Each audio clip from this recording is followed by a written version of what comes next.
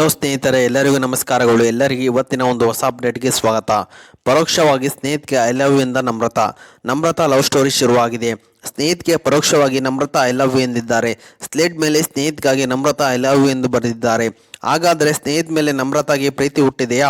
Slate ಮೇಲೆ I love you ಎಂದು ಬರೆದ ನಮ್ರತಾ ಸ್ನೇಹಿತ ಹೊಸ ಲವ್ ಸ್ಟೋರಿ ಶುರುವಾಗಿದೆ. ಸ್ನೇಹಿತಗೆ ಐ ಲವ್ ಯು ಎಂದು ಹೇಳಿದ್ದಾರೆ ನಮ್ರತಾ ಗೌಡ ಅವರು.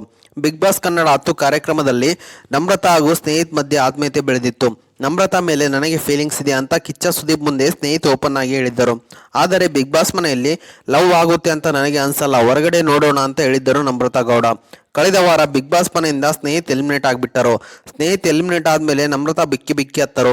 ಸ್ನೇಹಿತನ ತುಂಬ ಮಿಸ್ ಮಾಡ್ಕೊಳ್ತೀನಿ ಅಂತೇಳಿ ನಮ್ರತಾ ಕಣ್ಣೀರು ಸುರಿಸಿದ್ದರು. ಈಗ ನೋಡಿದ್ರೆ ಪರೋಕ್ಷವಾಗಿ ಸ್ನೇಹಿತಗೆ ನಮ್ರತಾ ಐ ಲವ್ ಯು ಎಂದಿದ್ದಾರೆ. ಬಿಗ್ ಬಾಸ್ ಮನೆಯಲ್ಲಿ ಈ ವಾರ ಸ್ಕೂಲ್ ಟಾಸ್ಕ್ ಚಾಲ್ತಿಯಲ್ಲಿದೆ. ಸ್ಪರ್ಧಿಗಳು ಶಿಕ್ಷಕರಾಗಿ ವಿದ್ಯಾರ್ಥಿಗಳಾಗಿ ಬದಲಾಗಿದ್ದಾರೆ. ನಮ್ರತಾ ಶಾಲಾ ಬಾಲಕಿಯ ಪಾತ್ರ ನಿರ್ವಹಿಸುತ್ತಿದ್ದರು. ಈ ವೇಳೆ ಸ್ಲೇಟ್ ಮೇಲೆ ಐ ಲವ್ ಯು ಎಂದು ನಮ್ರತಾ ಬರೆದಿದ್ದಾರೆ.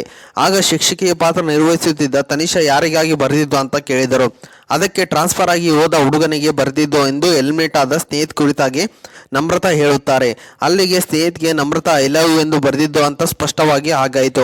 ಹಾಗಾದರೆ ನಮ್ರತಾ ಹೃದಯದಲ್ಲೂ ಸ್ನೇಹಿತ ಕುರಿತಾಗಿ ಪ್ರೀತಿ ಚಿಗುರಿದೆಯಾ?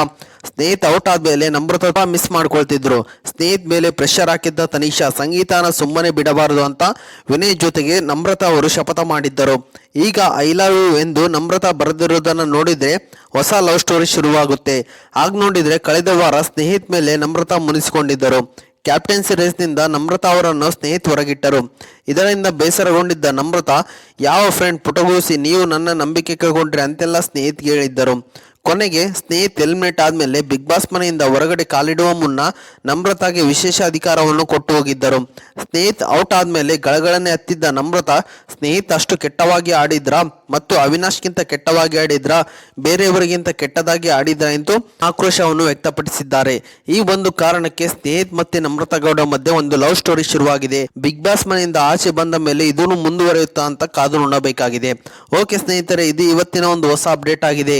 ಈ ಅಪ್ಡೇಟ್ ನಿಮ್ಗೆ ಇಷ್ಟ ಆಗಿದೆ ಅಂತ ತಿಳ್ಕೊಂಡಿದ್ದೀನಿ. ಈ ಅಪ್ಡೇಟ್ ನಿಮ್ಗೆ ಇಷ್ಟ ಆದರೆ ಸಣ್ಣದೊಂದು ಲೈಕ್ ಮಾಡಿ, ಶೇರ್ ಮಾಡಿ, ಕಮೆಂಟ್ ಮಾಡಿ ಮತ್ತು ಇದೇ ರೀತಿಯಾಗಿ ಹೆಚ್ಚಿನ ಮಾಹಿತಿಗಾಗಿ ನಮ್ಮ ಚಾನಲ್ ಅನ್ನು ಸಬ್ಸ್ಕ್ರೈಬ್ ಮಾಡಿಕೊಳ್ಳಿ ಗೆಳೆಯರೇ.